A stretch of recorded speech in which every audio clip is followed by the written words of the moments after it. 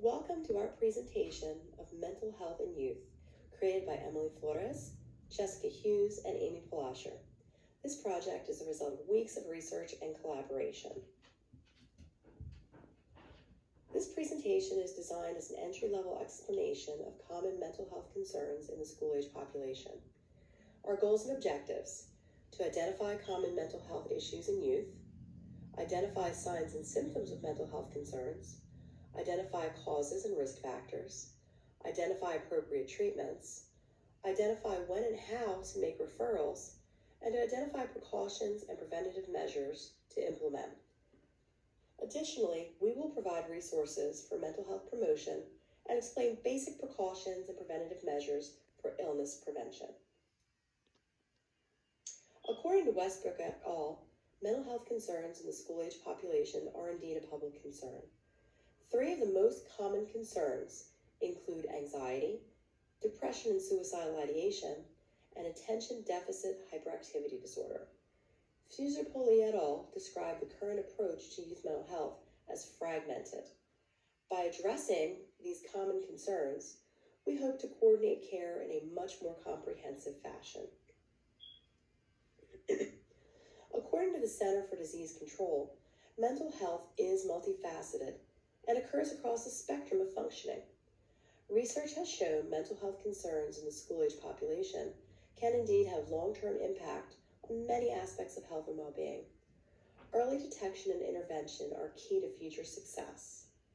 In the United States, anxiety, depression, and behavioral diagnoses such as ADHD are found in approximately 1 in 11 children. Studies of children ages 3 to 17 show that on average, 10% of these children had received services for mental health concern, and nearly 8% had been prescribed medications. This slide shows information about student mental health diagnoses by age. In our next section, we will examine more closely anxiety, depression, and ADHD as concerns for the school-age population. Anxiety. According to the American Academy of Pediatrics, anxiety is an emotion characterized by apprehension and somatic symptoms of tension, in which an individual anticipates impending danger, catastrophe, or misfortune. Anxiety is one of the most common disorders diagnosed in the school-age child. Anxiety is much more than just feeling jittery or having concerns. It can be incapacitating. Often co-diagnosed medical concern, anxiety may be treated best with a multifactorial approach. The DSM-5 identifies 11 different anxiety disorders, and the American Academy of Family Physicians states that 1 in 12 children and 1 in 4 adolescents have an anxiety disorder. This is certainly something of which we must take note. Some amount of anxiety is, of course, normal and healthy, but when anxiety symptoms start to disrupt one's daily life, this problem can require additional resources. Anxiety may present differently across the age continuum. In the younger school-age child, anxiety may present as a headache or as abdominal discomfort. Teens may present with hypervigilance, especially regarding health or educational concerns. It's very important to recognize anxiety as a medical concern and not just view it as a symptom of avoidance or bad behavior. Some other signs and symptoms of anxiety include sweating, increased heart rate, rapid respirations, stomach ache, headaches, change in appetite or sleep patterns, excessive worry, focusing on negative thought patterns, struggling to concentrate, irritability, restlessness, acting out behaviors, avoidance of certain situations, and being hypervigilant for dangerous situations. Research indicates the most common and effective psychological therapy for anxiety is cognitive behavioral therapy. This style of therapy focuses on capturing one's thoughts, identifying them, and learning how to change non-productive thought patterns into healthier trains of thought. This is often used in conjunction with pharmacological therapy. Anti-anxiety medications assist in lowering anxiety levels to a point where students are able to focus better and apply these techniques. Risk factors for anxiety including lower socioeconomic status, exposure to violence, trauma, personal temperament, heredity, and being a minority, whether through sexual orientation or gender. Treatment for anxiety, including both behavioral, psychological, and medication, pharmacological, are best used in conjunction where they do have a synergistic effect. Depression. Depression is often misunderstood and may be dismissed as a mental health concern. Clinical depression is a mental health disorder characterized by persistent low mood and loss of interest in daily life. Varghese et al. Found that even a single episode of significant depression can often create severe functional and cognitive impairments. Persistent depressive disorder, psychotic depression, seasonal affective disorder, and major depressive disorder are 4 common diagnoses, all related to depression. In order to receive a diagnosis of major depressive disorder, some of these signs and symptoms must be present nearly every day for at least 2 weeks.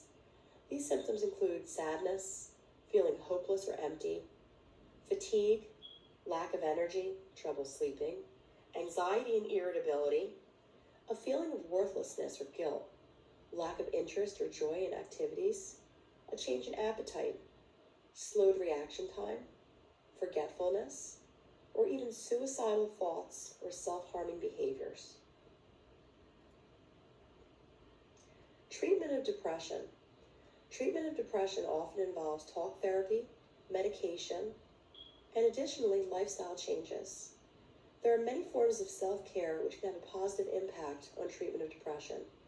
These include eating healthy foods, getting adequate exercise and rest, avoiding drugs or alcohol, setting small achievable goals that are realistic, knowing your warning signs and triggers, and educating people you care about to tell you when you're struggling. It's very important that one feel comfortable to seek support when needed. For students, this could be friends, family, a therapist, or caregivers at school. It's important to follow your treatment plan whether or not you feel like it. Do not stop taking medications without talking to the provider who prescribed them. Self-harm. Although self-harm is not a specific mental disorder, it is commonly a symptom of other conditions, which makes understanding self-harm facts and statistics essential. Depression and anxiety are often associated with a higher risk of self-injurious behaviors. These individuals are not typically seeking suicide. Rather, they are trying to focus on anything besides the pain in their hearts and their mind. To define self-harm refers to when a person hurts their own body on purpose. Examples may include cutting one's skin, hitting or punching oneself, burning oneself. Unfortunately, about 17% of all people will self-harm at least once during their lifetime. We know that the average age of the first incident is approximately 13 years old, and adolescents do have the highest rate of self-injurious behaviors.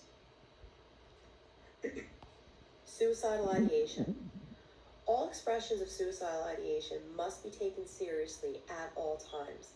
If a student expresses a desire to end his or her life, immediate action must be taken to secure emergency services. At no time should the student be left unattended.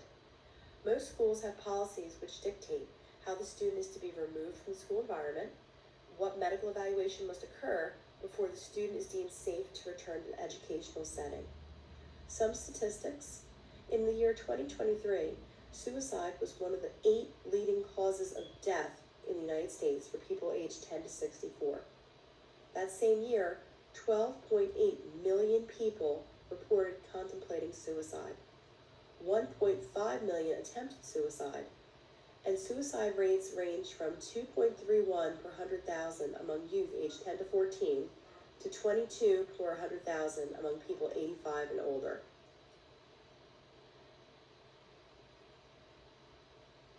Additional warning signs for youth include increased physical symptoms such as fatigue, headaches, stomachache, commonly associated with emotional distress.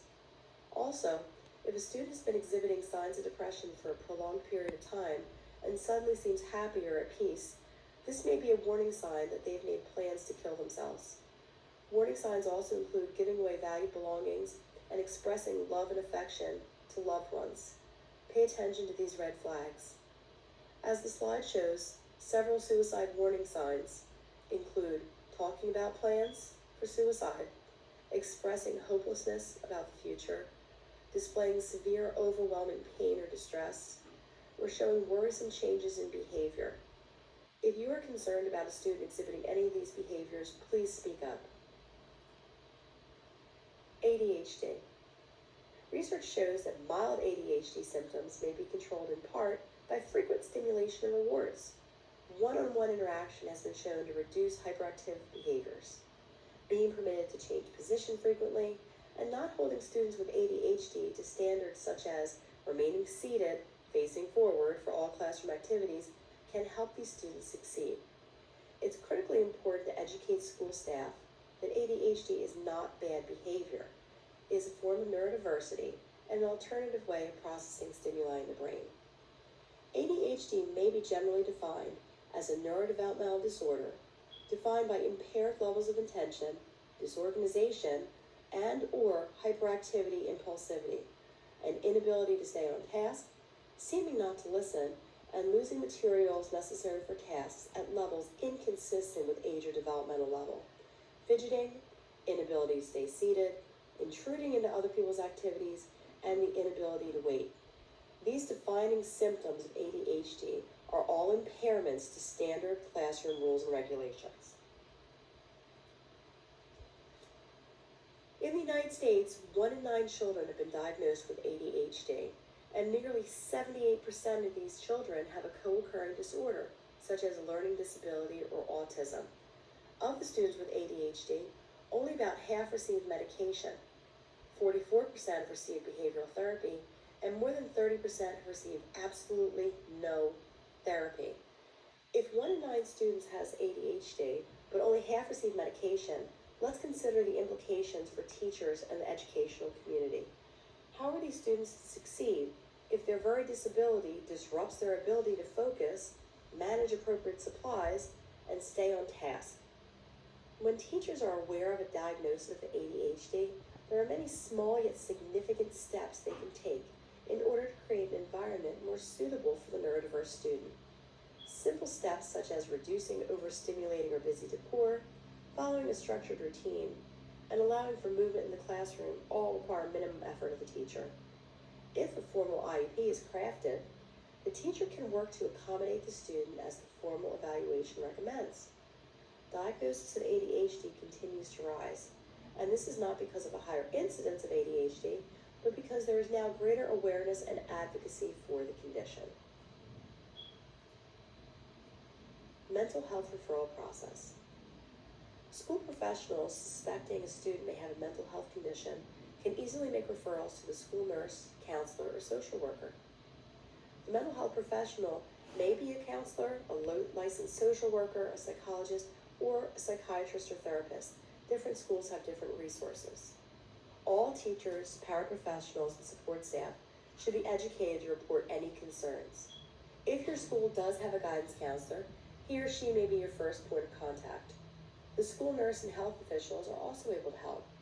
When concerns are raised, these professionals will evaluate the situation carefully, consult with students and families, and coordinate appropriate care. It is never wrong to express concerns about a student's mental health and wellness.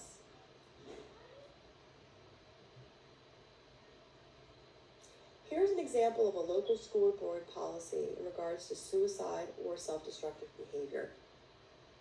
The school board directs all personnel to be alert to pupils exhibiting signs of potential self-destructive behavior. Some of these signs requirements required: A, understand causes of self-destructive behavior or suicide. B, recognize early warning signs of self-destructive and suicidal behavior. C, learn how to help in a suicidal crisis. D, identify community resources and procedures that are helpful to the self-destructive or suicidal person. And E, to cope with the aftermath of a tragedy if one occurs. It is important to note that any suspicion should promptly cause faculty, staff, or paraprofessionals to report their concerns immediately as directed by their specific policy. Health promotion and prevention do remain the strongest tools for reduction of development of mental health disorders. Reducing the stigma of talking about mental health concerns plays a significant role in early identification and treatment. By educating both staff and students, environments are created fostering accessibility and flexibility of care. Preventative measures in schools include teaching about mental health in health and wellness classes, posting information about mental health resources in easily accessible locations, such as hallways, restrooms, and offices, enforcing the use of stigma-free language at all times, in all settings, and of course, promoting a culture of inclusion.